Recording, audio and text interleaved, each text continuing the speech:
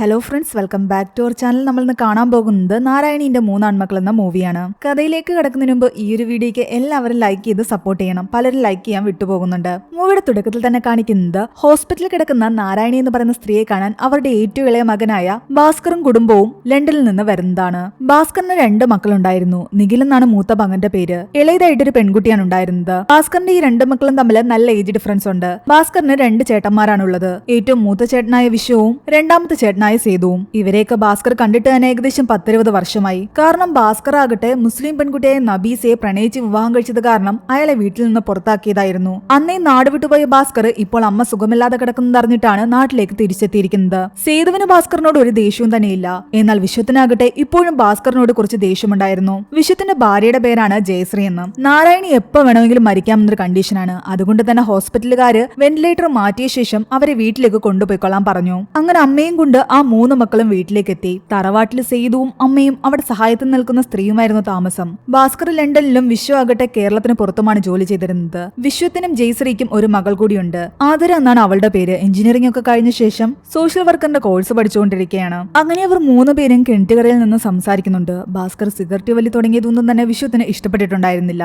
എന്നാൽ വിശ്വം വലിക്കുമായിരുന്നു. എന്നാ നീ തിരിച്ചു പോകുന്നെന്ന് ചോദിക്കുമ്പോൾ ഭാസ്കർ പറയുന്നുണ്ട് 24-ാം തീയതി തിരിച്ചു പോകുമെന്ന്. അമ്മ എപ്പോ വേണമെങ്കിലും മരിക്കും. അതുകൊണ്ട് തന്നെ ചടങ്ങുകൾ കഴിഞ്ഞിട്ട് പോകാനായിരുന്നു അവന്റെ തീരുമാനം. സത്യം പറഞ്ഞാൽ വിശ്വവും ഭാസ്കറും ആഗ്രഹിക്കുന്നതും അതുതന്നെയാണ്. എത്രയും പെട്ടെന്ന് മരിച്ചു കഴിഞ്ഞാൽ ചടങ്ങുകളെല്ലാം തീർത്തിട്ട് പെട്ടെന്ന് തിരിച്ചു പോകാം. അതേസമയം നബീസയോട് ജയശ്രീ ചോദിക്കുന്നുണ്ട് നിഖിൽ ഏതു മതത്തിലാ ചേർന്നിരിക്കുന്നതെന്ന്. എന്നാൽ നബീസ പറയുന്നുണ്ട് അവനിപ്പോൾ അങ്ങനെ ഒന്നും തന്നെ ഇല്ലാന്ന്. കുറെ നേരം ഉറങ്ങിയ ശേഷം നിഖിലാകട്ടെ എഴുന്നേറ്റ് വരുന്നു. അവൻ വിചാരിക്കുന്നു രാവിലെയാണെന്ന്. ലണ്ടനിലെ സമയം വെച്ചിട്ടാണ് അവൻ എഴുന്നേറ്റ് വരുന്നത്. എന്നാൽ അപ്പോൾ രാത്രി 7 മണിയായിരുന്നു. ആതിര ഇരുന്ന് TV കാണുകയാണ്. നിഖിൽ വന്ന് അവളോട് സംസാരിക്കുന്നുണ്ട്. അവന് പെൺകുട്ടികളോട് സംസാരിക്കാൻ കുറച്ച് ചമ്മലുണ്ടായിരുന്നു. എന്നാലും എന്തെങ്കിലുമൊക്കെ ചോദിക്കണ്ടേന്ന് കരുതിയിട്ട് അവൾ പഠിക്കുന്നത് എന്താണെന്നും പിന്നെ വീട്ടിലെ കാര്യങ്ങളും ഒക്കെ സംസാരിക്കുന്നു. ഇന്ത്യക്ക് പുറത്ത് ജനിച്ചു വളർന്ന അവനാകട്ടെ മലയാളം നന്നായിട്ട് സംസാരിക്കുന്ന കേൾക്കുമ്പോൾ അവൾക്ക് തന്നെ ശരിക്കും സന്തോഷം തോന്നുന്നു. അവനാകട്ടെ ഇപ്പോൾ ഒരു ഫിലിം മേക്കർ ആകണമെന്നാണ് ആഗ്രഹം. ചെറുതായിട്ട് ഷോർട്ട് ഫിലിംസ് ഒക്കെ അവൻ എടുത്തിട്ടുണ്ടായിരുന്നു. തനിക്കിത് കാണാൻ പറ്റുമെന്ന് ആതിര ചോദിക്കുമ്പോൾ അത്രയ്ക്കൊന്നും രസമില്ല, എന്നാലും കണ്ടു നോക്കാൻ അവൻ പറയുന്നു. അതേസമയം ഇവിടെ കിണറ്റുകരയിലിരുന്ന സമയത്ത് വിശ്വ ആകട്ടെ സേതുവിനോടും ഭാസ്കറിനോടുമായിട്ട് പറയുന്നുണ്ട് സ്ഥലമൊക്കെ വീതം വെക്കുന്നതിനെ പറ്റി. ഭാസ്കർ നബീസയെ കല്യാണം കഴിച്ച് ഇവിടെ നിന്ന് പോകുന്ന സമയത്ത് തന്നെ എല്ലാവരോടും പറഞ്ഞിട്ടുണ്ടായിരുന്നു തനിക്ക് ഇവിടെ നിന്നും ഒന്നും തന്നെ വേണ്ടാന്ന്. അതുകൊണ്ട് അത് 2ആയിട്ട് ഭാഗിച്ചാൽ മതിയെന്നാണ് വിശ്വത്തിന്റെ അഭിപ്രായം. ഇത് കേൾക്കുമ്പോൾ ഭാസ്കറിന് അത്ര ഇഷ്ടപ്പെടുന്നില്ല. പണ്ട് വേണ്ടാന്ന് പറഞ്ഞെങ്കിലും ഇപ്പോൾ അവന്റെ മനസ്സിൽ ഇവിടെ നിന്നും കുറച്ച് സ്ഥലം വേണമെന്നുള്ള ആഗ്രഹമുണ്ട്. സേതു ഭാസ്കറിനോട് പറയുന്നുണ്ട് അമ്മ കിടപ്പിലാവുന്നതിന് മുമ്പ് അവസാനമായിട്ട് സംസാരിച്ച ചില കാര്യങ്ങളൊന്നും നിന്റേതായിരുന്നു. അന്ന് നീ അങ്ങനെ പോയതിൽ അമ്മയ്ക്ക് ഒരുപാട് വിഷമം ഉണ്ടായിരുന്നു. അതുകൊണ്ടാണ് മരിക്കുന്നതിന് മുമ്പ് നിന്നെ ഒന്ന് കാണണമെന്ന് വിചാരിച്ച് അമ്മ കാത്തിരുന്നത് തന്നെ. എന്നാൽ ഭാസ്കർ പറയുന്നുണ്ട് താനായിട്ട് പോയതല്ലോ, എല്ലാരും കൂടെ എന്നെ ഇറക്കി വിട്ടതല്ലേ എന്ന്. അന്യമതത്തിൽപ്പെട്ട ഒരു പെൺകുട്ടിയെ സ്നേഹിക്കുന്നത് ഇത്ര വലിയ തെറ്റാണോ എന്നും ചോദിക്കുന്നു. അമ്മയ്ക്കത് ഒരിക്കലും അംഗീകരിക്കാൻ പറ്റിയിരുന്നില്ല എന്നാണ് സേതു പറയുന്നത്. ഇവിടെ നിഖിലിന്റെ ഷോർട്ട് ഫിലിം ഒക്കെ കണ്ടിട്ട് കുഴപ്പമില്ലാന്ന് ആതിര പറയുന്നു. അതിനുശേഷം ഇവരെല്ലാവരും തന്നെ ഒരുമിച്ചിരുന്ന് മദ്യപിക്കുകയൊക്കെ ചെയ്യുന്നുണ്ട്. നിഖിൽ അവിടെ വന്നിരുന്ന് ഭാസ്കറിന്റെ പഴയ ഗിത്താർ എടുത്തു വെച്ച് പാട്ടൊക്കെ പാടുന്നു. നിഖിലും ആതിരയും കൂടുതൽ സംസാരിക്കുമ്പോൾ നിഖിൽ അവളോട് പറയുന്നുണ്ട് താൻ ഒരു ബ്രേക്കപ്പ് കഴിഞ്ഞിട്ടാണ് വന്നിരിക്കുന്നതെന്ന്. അതിന്റേതായ ഒരു മാനസിക ബുദ്ധിമുട്ട് അവൻ എപ്പോഴും ഉണ്ടായിരുന്നു. ഒരു ചേഞ്ച് ആകട്ടെ എന്ന് വിചാരിച്ചിട്ടാണ് ഭാസ്കർ അവനെ എവിടേക്ക് കൂട്ടിക്കൊണ്ട് വന്നത് തന്നെ. പിറ്റേന്നാകട്ടെ ഈ നാരായണിയുടെ അനുജത്തി അവിടേക്ക് വരുന്നു. അവർ മരിച്ചു എന്ന് കേട്ടിട്ടാണ് ഇവർ ഓടി വന്നത്. എന്നാൽ വന്നപ്പോൾ ഇപ്പോഴും മരിച്ചിട്ടുണ്ടായിരുന്നില്ല എന്നറിയുമ്പോൾ അവർക്കും സങ്കടം തോന്നുന്നു. കാരണം ഇനിയിപ്പോൾ കുറച്ചു ദിവസം ഇവിടെ നിൽക്കണമല്ലോ. നാരായണിക്ക് അവർ ട്യൂബ് വഴി ഫുഡ് കൊടുക്കുന്നുണ്ടായിരുന്നു. എത്രയും പെട്ടെന്ന് മരിക്കുമെന്ന് ഡോക്ടർ പറഞ്ഞിട്ടും ഇതുവരെ അമ്മ മരിക്കാത്തത് എന്താണെന്നാണ് ഈ മക്കൾ ചിന്തിക്കുന്നത്.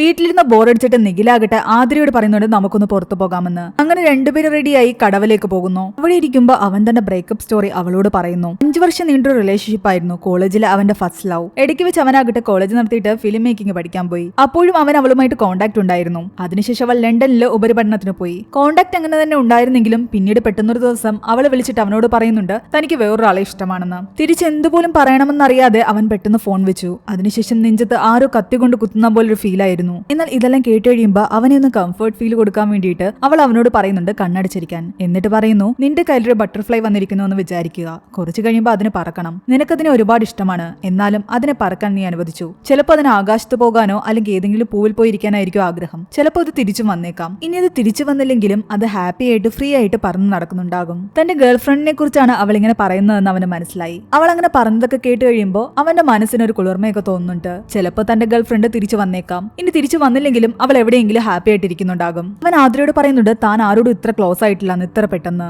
സാധാരണ എനിക്ക് എല്ലാവരോടും സംസാരിക്കാൻ വളരെ ബുദ്ധിമുട്ടാണ്. പക്ഷെ തന്നോട് എന്തോ ഒരു കണക്ഷൻ തോന്നുന്നു. അവൻ അങ്ങനെയൊക്കെ പറയുന്നത് അവൾക്കും ഇഷ്ടമാകാൻ തുടങ്ങിയിരുന്നു. അന്ന് രാത്രി രാത്രി അവരെല്ലാവരും ഒരുമിച്ചിരുന്ന് പഴയ കാര്യങ്ങളൊക്കെ പറഞ്ഞിട്ട് ആഹാരം കഴിക്കുന്നുണ്ട്. അവസാനം സംസാരിച്ച് ഭാസ്കറിന്റെ പഴയ കാര്യങ്ങളിലേക്ക് വരുമ്പോഴേക്കും വിശ്വവും ഭാസ്കറും തമ്മിൽ ചില കാര്യങ്ങൾ പറഞ്ഞു തെറ്റാൻ തുടങ്ങി. അവന്റെ വിവാഹത്തെ പറ്റിയും അതിനുശേഷം ഈ കുടുംബത്തിലുണ്ടായ പ്രശ്നങ്ങളെ പറ്റിയും. താൻ പഴയ കാര്യങ്ങളൊക്കെ മറന്നതുകൊണ്ടാ നീ എന്റെ മുന്നിലിരുന്ന് ആഹാരം കഴിക്കുന്നതെന്നും അതൊന്നും മറന്നില്ലായിരുന്നെങ്കിൽ നീ ഇപ്പോഴും ഈ വീട്ടിൽ കയറില്ലായിരുന്നെന്നും അയാൾ പറയുന്നു. മുതിർന്നവരുടെ ഈ സംസാരമൊന്നും തന്നെ നിഖിലിനും ആതിരയ്ക്കും ഇഷ്ടപ്പെടുന്നില്ല. അവർ രണ്ടുപേരും മുകളിൽ പോയിരുന്ന് കുറച്ചു നേരം സംസാരിക്കുന്നു. അതിനിടയ്ക്ക് നാരായണിയുടെ ആ അനിയത്തിയാകട്ടെ നബീസയോട് ചോദിക്കുന്നുണ്ട്, മോൾ ഇപ്പോഴും മുസ്ലിം തന്നെയാണോ എന്ന്, മതം മാറിയില്ലെന്ന്. മാറിയില്ല എന്ന് പറഞ്ഞപ്പോൾ അവർക്കത് തീരെ ഇഷ്ടപ്പെടുന്നില്ല. ഇവിടെ നിഖിലാകട്ടെ ആതിരയോട് ചോദിക്കുന്നുണ്ട്, ആതിരെ ഞാൻ പേര് വിളിക്കുന്നതിൽ എന്തെങ്കിലും ബുദ്ധിമുട്ടുണ്ടോ എന്ന്. കാരണം നിഖിലിനേക്കായാലും കുറച്ച് മൂത്തതായിരുന്നു ആതിര. ഇത്രയും നേരം പേര് തന്നെയല്ലേ വിളിച്ചത്, അതുകൊണ്ട് ഇനി അങ്ങനെ തന്നെ വിളിച്ചു എന്ന് അവള് പറയുന്നു. ഇവിടെ ഭാസ്കർ ആകട്ടെ നബീസയോട് പറയുന്നുണ്ട്, അമ്മ ഇപ്പോഴും എങ്ങനെയാണ് ശ്വാസം എടുക്കുന്നതെന്ന് തനിക്ക് മനസ്സിലാകുന്നില്ല എന്ന്. പിറ്റേന്ന് ഡോക്ടർ വന്ന് നോക്കിയിട്ട് പറയുന്നുണ്ട്, ഇപ്പോഴും ചെറിയ പൾസ് ഉണ്ടെന്ന്. ന്യൂട്രിയൻസ് ഒക്കെ കൊടുക്കുന്നത് കൊണ്ടായിരിക്കാം ബോഡി സർവൈവ് ചെയ്യുന്നത്.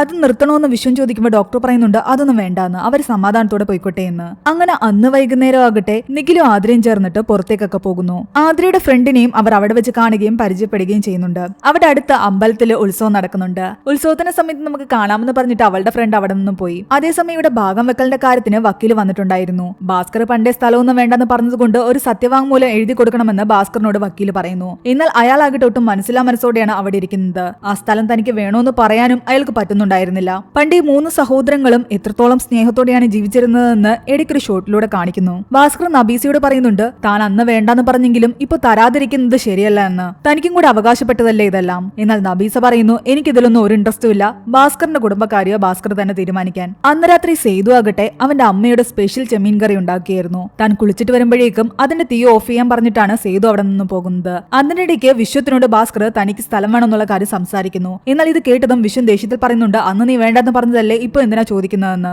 ആ കാര്യം പറഞ്ഞിട്ട് അവർ തമ്മിൽ അങ്ങോട്ടും ഇങ്ങോട്ടും വഴക്കായി. ഇത് കേട്ടുകൊണ്ടാണ് സേതു വരുന്നത്. ഈ തർക്കത്തിനിടയിൽ ആ ചെമ്മീൻ കറി ആകട്ടെ കരിഞ്ഞും പോയിട്ടുണ്ടായിരുന്നു. ഭാസ്കർ തിരിച്ച സ്ഥലം ചോദിച്ചത് വിശ്വത്തിന് ഒട്ടും തന്നെ ഇഷ്ടപ്പെട്ടിട്ടില്ല. ഇവിടെ നിഖിലും ആതിരയും കൂടുതൽ ക്ലോസ് ആവുകയായിരുന്നു. അവർ രണ്ടുപേരും രാത്രിയിൽ ആതിരയുടെ റൂമിലിരുന്ന് പാട്ടൊക്കെ കേൾക്കുന്നു. താഴെ വീണ്ടും മുതിർന്നവർ തമ്മിൽ പ്രശ്നങ്ങളാണല്ലോ എന്ന് അവർ സംസാരിക്കുന്നു. തന്റെ അച്ഛന്റെ കയ്യിലിരിപ്പ് അത്ര ശരിയല്ല എന്നാണ് അവള് പറയുന്നത്. അച്ഛനെക്കായാലും അവൾക്ക് ദേഷ്യം അമ്മയോടാണ്. അമ്മ എപ്പോഴും അവളോട് അത് ചെയ്ത് ചെയ്യുന്ന പറഞ്ഞിട്ട് ഫോഴ്സ് ചെയ്തുകൊണ്ടിരിക്കും. അവളുടെ ഇഷ്ടത്തിന് പഠിക്കാനും സമ്മതിക്കില്ല.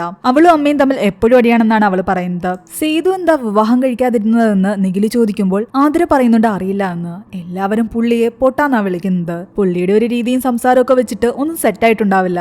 വിശ്വമായിരുന്നു ഇടയ്ക്കിടയ്ക്ക് സേതുവിനെ ഇങ്ങനെ പൊട്ടാന്ന് വിളിക്കുന്നത്. ഈ പൊട്ടനെ കൊണ്ടൊന്നും നടക്കില്ല, ഈ പൊട്ടനല്ല അമ്മയെ നോക്കുന്നത്, ഞാനായിരുന്നു അമ്മയെ നോക്കിയതെന്നൊക്കെ ഇടയ്ക്കിടയ്ക്ക് പറയും. അതൊക്കെ കേൾക്കുമ്പോൾ സേതുവിന് ദേഷ്യം വരുമായിരുന്നു. അങ്ങനെ അവർ അടുത്തടുത്തിരുന്ന് സംസാരിക്കുന്ന സമയത്ത് നിഖിലിന്റെ ഉള്ളില് ആതിരയോട് എന്തോ ഒരു ഫീലിങ്സ് തോന്നുന്നു. അവൻ സംസാരിച്ച് പതിയെ ആതിരയുടെ കയ്യിൽ തൊടുന്നുണ്ടായിരുന്നു. ആതിര അതൊന്ന് എൻജോയ് ചെയ്യാൻ തുടങ്ങിയപ്പോഴേക്കും നിഖിലിന്റെ സഹോദരി അവിടേക്ക് വരുന്നു. പിറ്റേന്ന് പുറത്ത് കുറെ ആൾക്കാരൊക്കെ കൂടി നിൽക്കുന്ന കണ്ടതും നിഖില് വിചാരിച്ചു അമ്മൂമ്മ മരിച്ചു എന്ന്. അവൻ ഓടിച്ചെന്ന് നോക്കുമ്പോൾ മരിച്ചിട്ടുണ്ടായിരുന്നില്ല. അത് വിശ്വത്തിനെ കാണാൻ വന്ന ആൾക്കാരായിരുന്നു. അമ്മ മരിക്കാത്ത കാരണം വീണ്ടും ലീവ് എക്സ്റ്റെൻഡ് ചെയ്യാൻ വേണ്ടിയിട്ട് വിശ്വം തന്റെ ഓഫീസിലേക്ക് വിളിക്കുന്നു. എന്നാൽ എത്രയും പെട്ടെന്ന് തിരിച്ച് ജോയിൻ ചെയ്യണമെന്നാണ് അയാളോട് പറയുന്നത്. അമ്മ മരിച്ച് ചടങ്ങ് കഴിഞ്ഞിട്ട് പോകാൻ വേണ്ടിയിട്ടായിരുന്നു വിശ്വം നിൽക്കുന്നത്. എന്നാൽ അവരാകട്ടെ മരിക്കാതെ കിടക്കുന്ന കാരണം വിശ്വത്തിന് ദേഷ്യം വരാൻ തുടങ്ങി. ഡോക്ടറെ വിളിച്ച് ഒന്നുകൂടെ നോക്കുമ്പോഴാകട്ടെ അവരിപ്പോഴും സർവൈവ് ചെയ്തുകൊണ്ടിരിക്കുകയാണ്.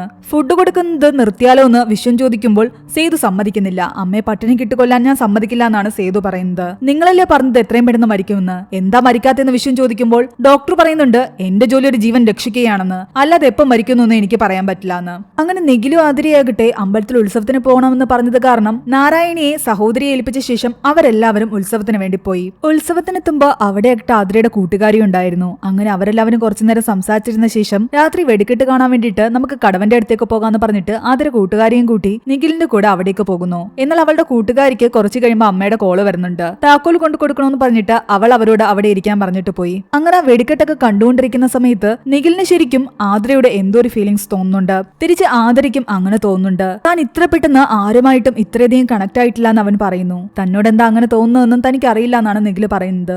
അങ്ങനെ സംസാരിച്ച് പെട്ടെന്ന് അവർ രണ്ടുപേരും കിസ് ചെയ്യുന്നു. പ്രോഗ്രാം കണ്ടുകൊണ്ടിരിക്കെ സേതുവാകട്ടെ കുറിച്ച് അപ്പുറത്തിരിക്കുന്ന ഒരു സ്ത്രീയെ ഇടയ്ക്കിടയ്ക്ക് നോക്കുന്നുണ്ട്. ആ സ്ത്രീയും അവനെ നോക്കി ചിരിക്കുന്നു. ഒരുപക്ഷെ സേതു മനസ്സുകൊണ്ട് സ്നേഹിച്ചിരുന്ന പെൺകുട്ടിയാകാം ഇത്. ബാക്കി എല്ലാവരും വീട്ടിൽ പോയ ശേഷമാണ് നിഖിലും ആതിര അവിടേക്ക് ചെല്ലുന്നത്. നമ്മുടെ വീട്ടിൽ നീ ഫ്രണ്ട്സിന്റെ കൂടെ കറങ്ങി നടക്കുന്ന പോലെ ഇവിടെ ഇങ്ങനെ രാത്രി വരെ ഒന്നും കറങ്ങി നടക്കാൻ പറ്റില്ല എന്ന് ജയശ്രീ അവളോട് പറയുന്നു. ആതിരയും ദേഷ്യപ്പെട്ട് അകത്തേക്ക് കയറിപ്പോയി. രാത്രി ഒരുവിധം എല്ലാരും ഉറങ്ങിക്കഴിയുമ്പോൾ നിഖിലാകട്ടെ നേരെ ആതിരയുടെ റൂമിലേക്ക് വരുന്നു. സേതുവങ്ങളുടെ കബോർഡിൽ നിന്ന് കിട്ടിയതാണെന്ന് പറഞ്ഞിട്ട് അവൻ ഒരുതരം ചുരുട്ടുമായിട്ട് അവിടേക്ക് വരുന്നു. നിനക്കിത് ഉപയോഗിക്കാൻ താല്പര്യമുണ്ടോ എന്ന് ചോദിക്കുന്നുണ്ട്. അവൾ അവനെ അകത്തേക്ക് കയറ്റിയ ശേഷം വാതിലടിച്ചിട്ട് അവർ രണ്ടുപേരും ഒരുമിച്ച് വെച്ചിരുന്നത് വലിക്കുന്നു. ഇന്നലെ ഉത്സവം എങ്ങനെയുണ്ടായിരുന്നു എന്ന് അവൾ ചോദിക്കുമ്പോൾ അവൻ പറയുന്നുണ്ട് ഉത്സവവും അതിനുശേഷമുള്ള മൊമെന്റ്സും എല്ലാം തന്നെ തനിക്ക് ഒരുപാട് ഇഷ്ടമായി എന്ന്. തന്റെ ഉള്ളിലുള്ള പെയിനൊക്കെ പോയ പോലെയാണ് തനിക്ക് തോന്നിയതെന്നും അവൻ പറയുന്നുണ്ട്. അവർ തമ്മിലുള്ള കിസ്സിനെ പറ്റിയായിരുന്നു അവൻ സംസാരിക്കുന്നത്.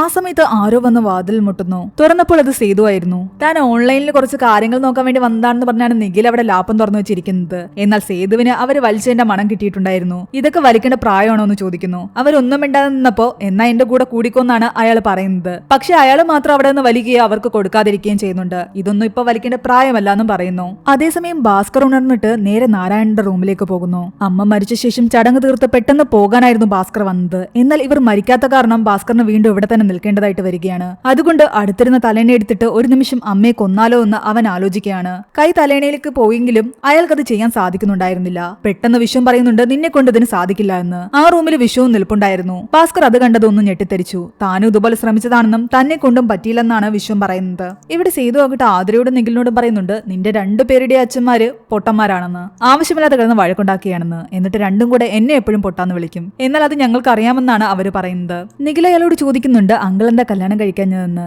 തനിക്കൊരു നല്ല കല്യാണാലോചന വന്നതാണ്. ആ പെൺകുട്ടിയെ ഞാൻ ഓൾറെഡി അവൾ അറിയാതെ സ്നേഹിക്കുന്നുണ്ടായിരുന്നു. കല്യാണമൊക്കെ ശരിയായി വന്നപ്പോഴാണ് നിന്റെ അച്ഛൻ നബീസയുടെ കൂടെ ഒളിച്ചോടി പോയത്. അതിനുശേഷം കല്യാണം മുടങ്ങി. പിന്നെ നല്ല ആലോചന ഒന്നും വന്നതുമില്ല. ഇവിടെ വിശ്വവും ഭാസ്കറും സംസാരിച്ചുകൊണ്ടിരിക്കുകയായിരുന്നു. നേരത്തെ താൻ ദേഷ്യപ്പെട്ടതിനെല്ലാം തന്നെ ഭാസ്കർ സോറിയും പറയുന്നു. താനും കുറച്ച് ഓവറായിരുന്നു എന്ന് വിശ്വം പറയുന്നുണ്ട്. പതിയെ അവർക്കിടയിലെ പ്രശ്നങ്ങളൊക്കെ അവർ സംസാരിച്ച് തീർക്കുകയാണ്. ഭാസ്കറിന് ആ സ്ഥലം കൊടുത്താലോ എന്ന് വിശ്വത്തിന്റെ മനസ്സിൽ തോന്നാൻ തുടങ്ങിയിരുന്നു. അതൊക്കെ കൊണ്ട് തന്നെ കുറച്ചു ദിവസം കൂടി ഇവിടെ നിന്നാലോ എന്ന് ഭാസ്കറിന് തോന്നുന്നു. നബീസയോട് സംസാരിക്കുമ്പോൾ നബീസ പറയുന്നുണ്ട് അപ്പൊ ലണ്ടനിലെ കാര്യങ്ങൾ എങ്ങനെയാണെന്ന്. നമ്മൾ പോകാതിരുന്നു കഴിഞ്ഞാൽ അവിടെ പ്രശ്നമാകും. നബീസയ്ക്ക് എത്ര താല്പര്യമുണ്ടായിരുന്നില്ല ഇവിടെ നിൽക്കാൻ. ഭാസ്കർ എന്താന്ന് വെച്ച് കഴിഞ്ഞാൽ ആലോചിച്ച് ചെയ്യാനാണ് അവര് പറയുന്നത്. അങ്ങനെ വൈകുന്നേരം ഭാസ്കർ നിഖിലിനെയും കൂട്ടി സേതുവിന്റെ കടയിലേക്കൊക്കെ പോകുന്നു. ആ നാട്ടുകാരെയൊക്കെ നിഖിലിനെ പരിചയപ്പെടുത്തുന്നുമുണ്ട്. ഇവിടെ ജയശ്രീ ആകട്ടെ ആതിരയെ നിരന്തരമായിട്ട് ശല്യപ്പെടുത്തിക്കൊണ്ടിരിക്കുകയാണ്. അവൾ PSC എക്സാം എഴുതാൻ വേണ്ടിയിട്ട്. എന്നാൽ തനിക്കതിൽ താല്പര്യമില്ലെന്ന് അവൾ പലതവണ പറഞ്ഞെങ്കിലും ഇവര് വീണ്ടും നിർബന്ധിക്കുകയാണ്. ഒടുവിൽ അവർ തമ്മിൽ വഴക്കിടാൻ തുടങ്ങി. അതുകൊണ്ട് തന്നെ അന്ന് രാത്രി അവൾ ആഹാരം കഴിക്കാനും വന്നില്ല. നിഖിൽ അവളെ വെയിറ്റ് ചെയ്തിരിക്കുകയായിരുന്നു. അവളെ കാണാഞ്ഞത് കാരണം അവനും സങ്കടം തോന്നി. പതി അവളുടെ റൂമിലേക്ക് ചെല്ലുമ്പോൾ അവൾ ആകെ വിഷമത്തിൽ അവിടെ ഇരിക്കുന്ന കാണുന്നുണ്ട്. താൻ കയറി വരണോന്ന് ചോദിക്കുമ്പോൾ അതൊന്നും സാരമില്ല വന്നോന്നാണ് അവള് പറയുന്നത്. അമ്മയുമായിട്ടുണ്ടായ വഴക്കിനെ പറ്റി അവർ സംസാരിക്കുന്നു. അതേസമയം ഇവിടെ വിശ്വ ആകട്ടെ ജയശ്രീയോട് പറയുന്നുണ്ട് താൻ ആ സ്ഥലം ഭാസ്കറിനും കൂടെ കൊടുത്താലോ എന്ന് ആലോചിക്കുകയാണെന്ന്. പിന്നെ ഷെയർ കൊടുക്കുന്നില്ല എന്ന് പറഞ്ഞിട്ട് ഇപ്പൊ എന്താ അങ്ങനെ തോന്നാന്ന് ചോദിച്ചപ്പോൾ അയാൾ പറയുന്നുണ്ട് എന്തിനാ വെറുതെ വിദ്വേഷമെല്ലാം വെച്ചുകൊണ്ടിരിക്കുന്നതെന്ന്. അവനും കൂടെ അവകാശപ്പെട്ടത് തന്നെയല്ലേ. ആതിരയുമായിട്ട് വഴക്കുണ്ടാക്കിയ കാര്യം പറയുമ്പോൾ അയാൾ പറയുന്നുണ്ട് നീ വെറുതെ അവളെ ഒന്നിനും ഫോഴ്സ് ചെയ്യാൻ നിൽക്കണ്ടെന്ന്. ഞാൻ പോയി അവളോട് സംസാരിച്ച് താഴേക്ക് കൂട്ടിക്കൊണ്ടുവരാമെന്ന് പറഞ്ഞിട്ട് അയാളാകട്ടെ ആതിരയുടെ റൂമിലേക്ക് പോകാൻ ഇറങ്ങി. ആ സമയത്ത് നിഖിലും ആതിരയും സംസാരിച്ച് കിടന്ന് ആതിരയാകട്ടെ ആതിരയുടെ റൂമിൽ കിടന്നുകൊണ്ട് സംസാരിക്കുകയായിരുന്നു. അവൾ എത്ര സുന്ദരിയാണെന്ന് അവൻ പറയുന്നു. അതിനുശേഷം അവളെ കിസ് ചെയ്യുകയും കെട്ടിപ്പിടിക്കുകയും ഒക്കെ ചെയ്യുന്നുണ്ട്. അവളുടെ ഡ്രസ്സൊക്കെ അവൻ അഴിക്കാൻ തുടങ്ങുമ്പോഴാണ് കറക്റ്റ് സമയത്ത് വിശ്വ അവിടേക്ക് കയറി വരുന്നത്. അവരെ രണ്ടുപേരെയും അങ്ങനെയൊരു സിറ്റുവേഷനിൽ കണ്ടതും അയാൾ ആകെ ദേഷ്യത്തോടു കൂടി അവനെ അടിക്കുകയും അവൻ പേടിച്ച് അവിടെ നിന്നും താഴേക്കിറങ്ങി ഓടുകയും ചെയ്യുന്നുണ്ട്. ആതിരയും ആകെ ഞെട്ടിത്തരിച്ചിരിക്കുകയായിരുന്നു. അയാൾ നിഖിലിനെ ഇങ്ങനെ അടിക്കുന്ന കണ്ടുകൊണ്ടാണ് ഭാസ്കർ അവിടേക്ക് വരുന്നത്. എന്താ പ്രശ്നം എന്ന് ചോദിച്ചുകൊണ്ട് സേതു വരുമ്പോഴേക്കും വിശ്വം പറയുന്നുണ്ട് റൂമിൽ വെച്ച് അവൻ എന്റെ മോളോട് വൃത്തികേട് കാണിച്ചു എന്ന്. വഴക്കിനിടയിൽ ഭാസ്കർ പറയുന്നുണ്ട് വന്നപ്പം മുതല് നിങ്ങളുടെ മകളാണ് എന്റെ ചെക്കന്റെ പിറകെ നടന്നതെന്ന്. നിന്നെയൊക്കെ കുടുംബത്തിൽ കയറ്റാൻ കൊള്ളില്ലാന്ന് എനിക്ക് അപ്പോഴേ അറിയാമെന്ന് പറഞ്ഞിട്ട് അയാൾ വഴക്കുണ്ടാക്കാൻ തുടങ്ങി. എന്നിട്ട് എവിടെ നിന്നാണ് വന്നത് അവിടേക്ക് തന്നെ തിരിച്ചു പോകാനും പറയുന്നു. സംഭവം ആകവശലായി അങ്ങോട്ടും ഇങ്ങോട്ടും എല്ലാം തന്നെ സംസാരമായപ്പോഴേക്കും സേതു ഇടപെട്ടപ്പോഴെല്ലാം തന്നെ മാറി നിൽക്കട പൊട്ടാന്ന് രണ്ടുപേരും പറയുന്നു. ദേഷ്യം വന്ന് സേതു പറയുന്നുണ്ട് ഞാൻ പൊട്ടനല്ല എന്ന്. അമ്മ ആരെയും കാണണമെന്ന് പറഞ്ഞിട്ട് വിളിച്ചിട്ടില്ല. എന്റെ ആഗ്രഹമായിരുന്നു എല്ലാരെയും ഒരുമിച്ച് കാണണമെന്ന്. അതിപ്പോൾ ഇങ്ങനെയുമായി. അതുകൊണ്ട് വന്നവരെല്ലാം തന്നെ വന്നിടത്തേക്ക് തിരിച്ചു പോയിക്കൊള്ളാൻ സേതു ദേഷ്യത്തിൽ പറയുന്നു. അമ്മയുടെ കാര്യം നോക്കാൻ തനിക്കറിയാമെന്നും ഇനി ആരും ഇവിടെ നിൽക്കണ്ടെന്നും. നിഖിലിനോട് ആതിരയോടും അതിനെപ്പറ്റി ആരും ഒന്നും സംസാരിച്ചില്ല. പോകാൻ തീരുമാനിച്ചതിനേക്കാൾ ഒരു ദിവസം മുന്നേ തന്നെ പോകാൻ ഭാസ്കർ ടിക്കറ്റ് എടുത്തു. ഓരോരുത്തരും ഓരോയിടത്ത് സങ്കടത്തിലിരിക്കുകയാണ്. സേതു ആകട്ടെ ഭാസ്കറിനോട് ചോദിക്കുന്നുണ്ട് നിഖിലിനോട് അതിനെപ്പറ്റി സംസാരിച്ചോന്ന്. ഇല്ലാന്നാണ് ഭാസ്കർ പറയുന്നത്. ഈ ഒരു പ്രായത്തിൽ പിള്ളേർക്ക് തോന്നുന്നത് ഇതൊക്കെയെന്നും അത് അവനോട് സംസാരിച്ച് ക്ലിയർ ചെയ്താൽ മതിയെന്നുമാണ് സേതു പറയുന്നത്. തനിക്കിനി ഇവിടുത്തെ ഷെയർ ഒന്നും വേണ്ടെന്നും അതിന്റെ സത്യവാങ്മൂലം ഇതിലുണ്ടെന്നും പറഞ്ഞിട്ട് ഒരു പേപ്പർ സേതുവിന്റെ കയ്യിൽ ഭാസ്കർ കൊടുക്കുന്നു. നിഖിൽ തന്റെ സാധനങ്ങളെല്ലാം എടുത്ത് റൂമിന് പുറത്തേക്ക് ഇറങ്ങി. ഭാസ്കർ വന്ന് അവനോട് പറയുന്നുണ്ട് ആതിരയോട് നീ യാത്ര പറഞ്ഞു എന്ന്. ഇല്ലാന്ന് പറയുമ്പോൾ പോയി സംസാരിച്ചിട്ട് വരാനാണ് ഭാസ്കർ പറയുന്നത്. അവൻ വന്ന് ആതിരയോട് സംസാരിക്കുന്നു. അവൻ കാരണം ഇത്രയും പ്രശ്നം ഉണ്ടായതിൽ സോറിയും പറയുന്നുണ്ട്. അവന്റെ മനസ്സ് ഇത്രയധികം മാറ്റിയെടുക്കാൻ സാധിച്ചതിൽ അവളോട് ഒരുപാട് താങ്ക്സും പറയുന്നു. അവളും എല്ലാത്തിനും അവനോട് താങ്ക്സ് പറയുന്നു. നീ നല്ലൊരു മനുഷ്യനാണെന്നും പറയുന്നു. തന്നോട് എനിക്ക് എന്തൊക്കെയോ പറയണമെന്നുണ്ട്, പക്ഷെ എല്ലാം മിക്സായി കിടക്കുക. അതുകൊണ്ട് ഞാൻ പറ്റിയ ഒരു മെയിൽ അയക്കാമെന്ന് അവനോട് പറയുന്നു. അവളോട് യാത്ര പറഞ്ഞിട്ട് അവൻ ഇറങ്ങി. അവർ പോകാൻ നേരവും അവരോടുള്ള ദേഷ്യം കാരണം വിശ്വവും ജയശ്രീയും പുറത്തേക്ക് ഇറങ്ങിയില്ല. അങ്ങനെ ടാക്സിയിൽ കയറി അവരെല്ലാവരും പോയി. ഇനിയൊരു തിരിച്ചുവരവ് എന്നാന്നുള്ള കാര്യത്തിൽ ഭാസ്കറിന് ഒരു ഉറപ്പും ഉണ്ടായിരുന്നില്ല. എല്ലാരും പോയി കഴിയുമ്പോൾ സേതു ആകട്ടെ അമ്മയുടെ അടുത്തേക്ക് അടുത്തേക്ക് വന്ന് കുറച്ചു നേരം നോക്കി നിൽക്കുന്നു. അതിനുശേഷം സീൻ വീണ്ടും ഭാസ്കറിന്റെ അടുത്തേക്കാണ് കാണിക്കുന്നത്. പെട്ടെന്ന് സേതുവിന്റെ കോൾ ഭാസ്കറിന് വരുന്നു. അയാൾ എന്തൊക്കെയോ പറയുന്നുണ്ടായിരുന്നു. എന്തു പറ്റിയെന്ന് നബീസ ചോദിക്കുമ്പോൾ ഭാസ്കർ ഡ്രൈവറോട് വണ്ടി തിരിച്ചുവിടാൻ പറയുന്നു. അതിനർത്ഥം അവരുടെ അമ്മ മരിച്ചു എന്നാണ്. അങ്ങനെ ആ ചടങ്ങുകളിലേക്ക് തിരിച്ചു പോകുന്ന ഭാസ്കറിനെയും കുടുംബത്തെയും കാണിച്ചുകൊണ്ട് ഈ ഒരു മൂവി ഇവിടെ അവസാനിക്കുകയാണ്. ഈ മൂവിയുടെ സ്റ്റോറി എങ്ങനെയുണ്ടായിരുന്നു നിങ്ങൾ താഴെ കമന്റ് ചെയ്യുക. സഹോദരങ്ങളായിട്ടുള്ള രണ്ടുപേരുടെ ഇടയിലെ ഈ ഒരു റിലേഷൻഷിപ്പ് അക്സെപ്റ്റ് ചെയ്യാൻ പറ്റുന്നതാണോ ഇല്ലയോ എന്നുകൂടി കമന്റ് ചെയ്യുക. എക്സ്പ്ലനേഷൻ ഇഷ്ടപ്പെട്ടെങ്കിൽ വീഡിയോ ലൈക്ക് ചെയ്യാനും ചാനൽ സബ്സ്ക്രൈബ് ചെയ്യാനും മറക്കണ്ട.